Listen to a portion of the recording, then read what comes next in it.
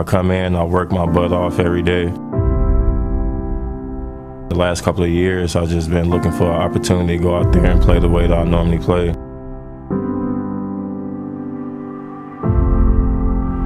And everything happened for a reason. That's how I feel.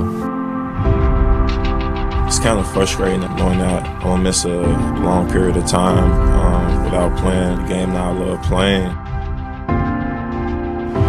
What does it mean to you, Derrick? Man, everything, man. I work my ass off, bro.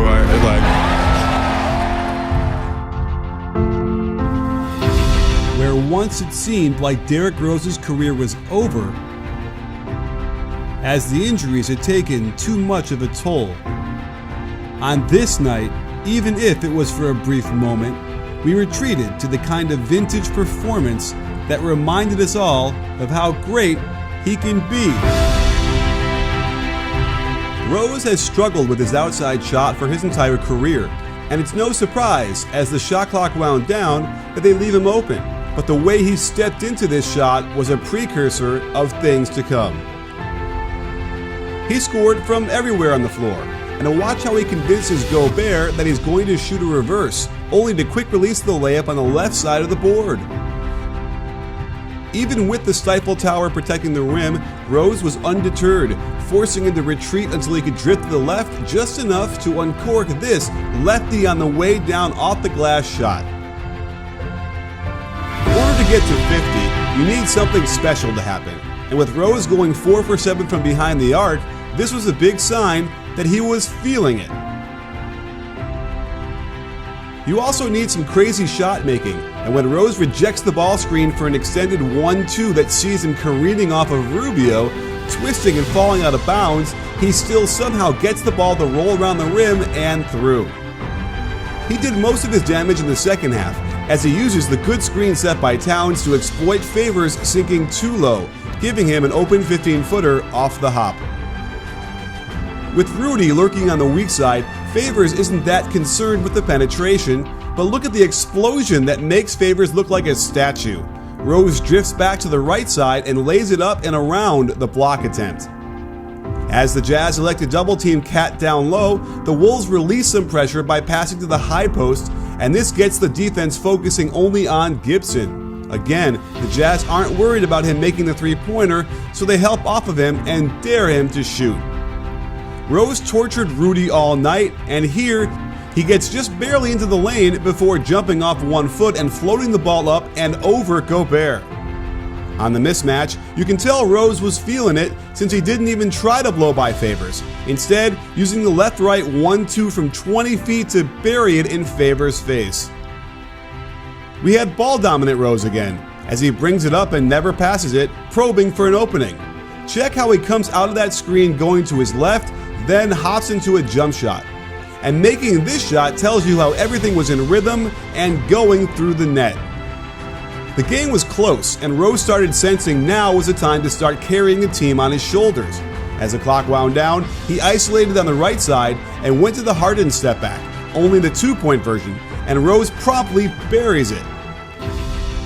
At this point in Rose's career, he has to rely on basketball IQ and skill versus sheer athleticism, and the type of work he puts in daily to be able to execute these moves is the exact type of training you get at Point Guard College. They have camps all around the country that allow you to unlock all the potential that's inside of you, just waiting to come out. It's the only training experience that focuses on playmaking, thinking the game, leadership, and mindset training that is simply transformational.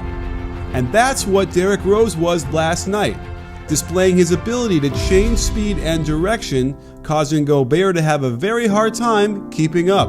On the release, it goes just beyond the outstretched arm of the defense and drops through the rim. On the high screen and roll, Rose patiently waits for an opening as Exum runs around the screen.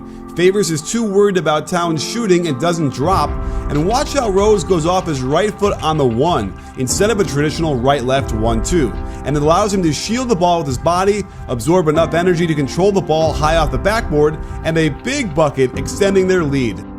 Midway through the fourth, and the game is completely turned, with the Wolves down 6. The offense doesn't get them anything, so it's creativity time. The gallop to the left allows him to plant the left foot without any muscle slack, exploding into the crossover right by his man. But Royce O'Neal can jump, and times this perfectly. In shades of old Derrick Rose, he elevates, drifts toward the baseline, and hooks the soft runner off the glass. At this point, the entire Jazz defense is geared to stop him. Rubio does a good job getting around the ball screen, and Royce O'Neal hovers at the elbow to make sure, as does Favors. The screen comes again, and those same three form a wall, which works temporarily but forces the switch. Another gallop dribble allows Rose to load with his right foot forward, right by the slower Favors, but in this scenario, the big man has an advantage. He knows where Rose is going and should be able to time the block. But Rose gets up in the air, double pumps to allow him to drift farther away, but still have strength to get the ball on the rim over and behind Favors' arm. Incredible. Down 3 and desperately in need of a bucket with a short shot clock, it's clear the spirit of MVP Rose has taken over as he probes with the dribble briefly before lifting both feet, landing with one sound, and just letting fly over the perfect defense of Exum. The ball drops through, and we have a tie game. Down 1, they run a double ball screen out of Horns, well contained by Gobert, forcing him back out to the perimeter. They run the double ball screen again, and what normally isn't an issue for the Jazz is Gobert containing a guard at the rim. But Rose hits him with the Rondo, or the Dream, and makes Rudy look foolish as he lays it in. And for the game winner, a simple ball screen out top has Exum go underneath the screen, which lets Rose get to top speed to the hoop.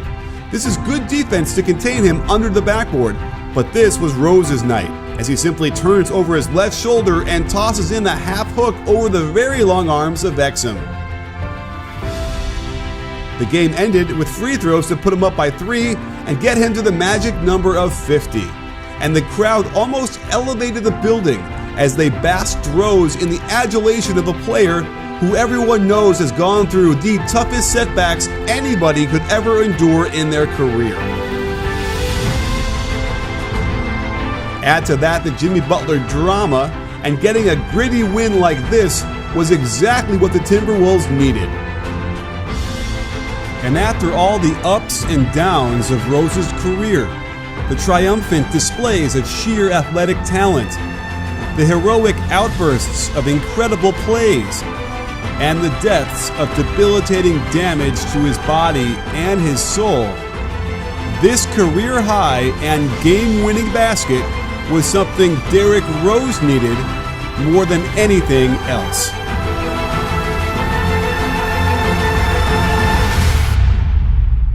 I played my heart out. My teammates told me before the game, just play my game. And tonight was a hell of a night.